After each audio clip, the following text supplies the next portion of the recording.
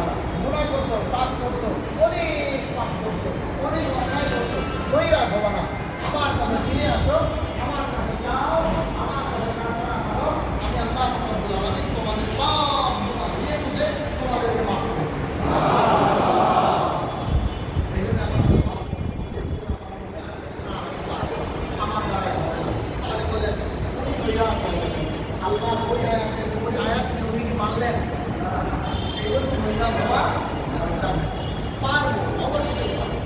দুনিয়াদারি কোনো কাজের মধ্যে যখন অংশগ্রহণ করি, একবার না পারলে আবার চেষ্টা করি, আবার না পারলে আবার চেষ্টা করি, কোরআনের পিছনে আমরা কতটুকু সময় দেব? আমি একবার ক্লাস করছি নারায়ণগঞ্জে রূপগঞ্জ থানায়।